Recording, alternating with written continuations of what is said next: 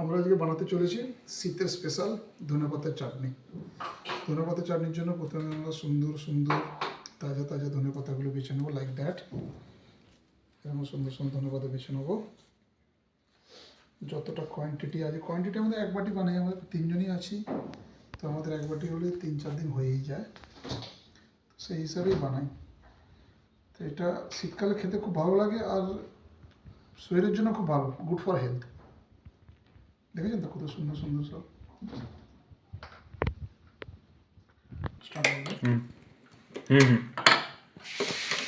খুব ভালো করে ধুয়ে নিচ্ছি, একদম ধোয়াটা হাইজিন খুব ইম্পর্টেন্ট থাকবে, খুব ভালো করে ধুয়ে নিতে হবে, তারপরে ধোয়ার পরে গোড়াগুলো কেটে নেবে।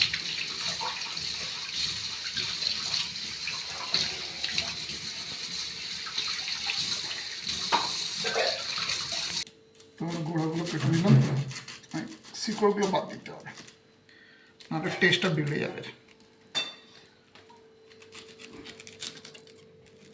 দেখেছেন কতগুলো শিকড় বেরিয়ে গেল।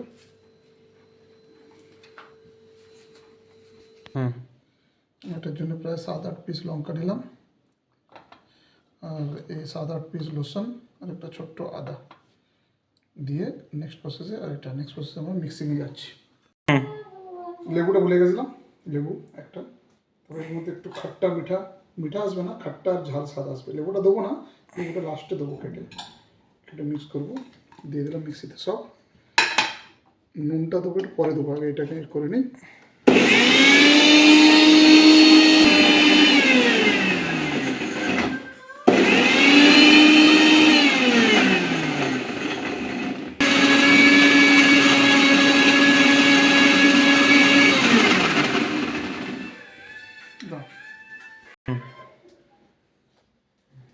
জল দিলাম, এই কারণে জল দিলাম যে পেস্তাটা আরও ভালো সুন্দর হবে, এই জন্য একটু জল দিলাম।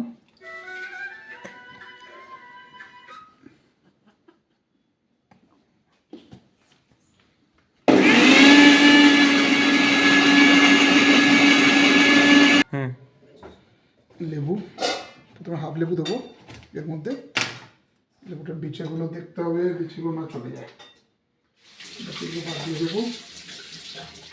হাফ লেবু দিয়ে খাট্টাটা দেখবো কেমন আছে, দেবো নাহলে আবার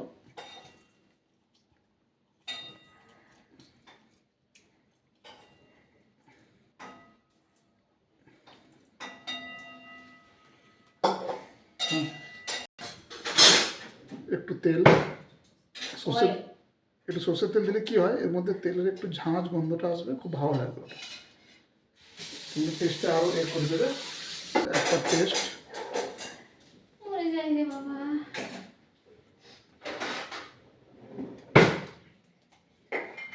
ওভারঅল সারে ইনগ্রেডিয়েন্টস দিয়ে দিয়েছি, তো এটাকে আরেকবার অয়েল মিক্স করে নেব।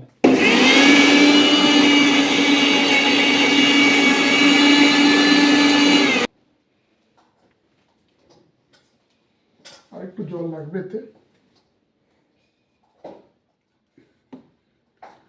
জল দিলে কী হবে, এটা ভালো পেশা হবে, আর এটা যে কোনো ভাতের সাথে খেতে পারেন, রুটির সাথে খেতে পারেন, আলু পরোটার সাথে খেতে পারেন, চিকেন পকোড়া, মোমোস, সব কিছু দিয়ে খাওয়া যেতে পারে এটা।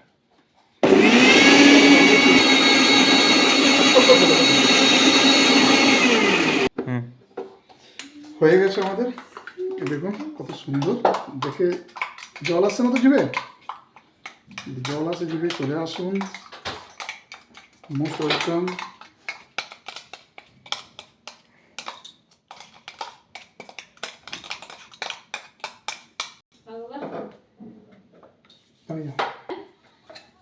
রেডি হয়ে গেছে, টেস্ট করে দেখি। আমি বলে মা পাঠিয়ে দিয়েছে, মনে হয় চা খেয়ে ওই জন্য মা পাঠিয়ে দিয়েছে। লাগবে না, আমি চা খেয়ে নিয়েছি।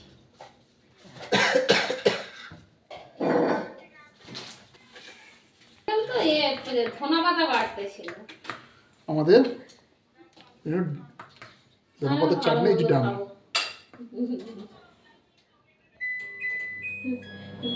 ভালো মন্দ খাবো আমরা এখন,